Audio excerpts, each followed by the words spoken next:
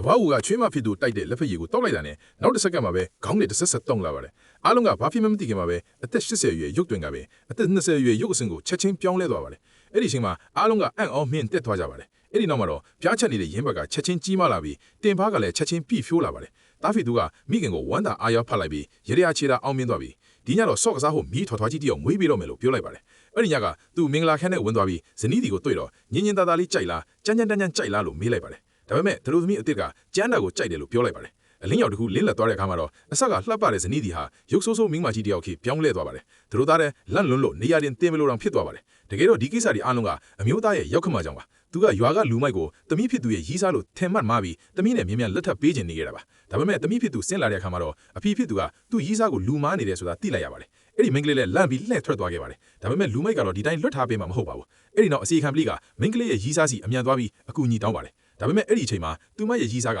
အခန်းမှာဝင်သွားမှဘယ်သူမှမသိခဲ့ပါဘူးအဲ့ဒီရုပ်ဆိုးဆိုးမိန်းမကဝင်ဆောင်မှုလုပ်တဲ့သူဖြစ်နေပြီးတိုက်ဆိုင်စွာပဲအခန်းမှာဝင်ပြီးသွားတာပါအဲ့ဒီရုပ်ဆိုးဆိုးမိန်းမကအမျိုးသားရဲ့ကောင်မလေးအနိုင်ကျင့်ခံနေတယ်ဆိုတာသိသွားတဲ့အခါမိန်းကလေးကိုစားဝင်ပြီးလက်ထပ်ပေးဖို့ဆုံးဖြတ်လိုက်ပါတယ်ဒါကြောင့်လူမိုက်ကရုပ်ဆိုးဆိုးမိန်းမကိုလက်ထပ်လိုက်ရပြီးတကယ်မိန်းကလေးနဲ့သူမရဲ့ရီးစားကတော့ဆန္ဒရှိတဲ့အတိုင်းလက်ထပ်သွားနိုင်ခဲ့ပါတယ်လူမိုက်ကသဘောမကျပေမဲ့လည်းရုပ်ဆိုးဆိုးမိန်းမမှာတော့သူ့ကိုကင်တွယ်ဖို့နီးလန်းတွေအများကြီးရှိနေပါလေ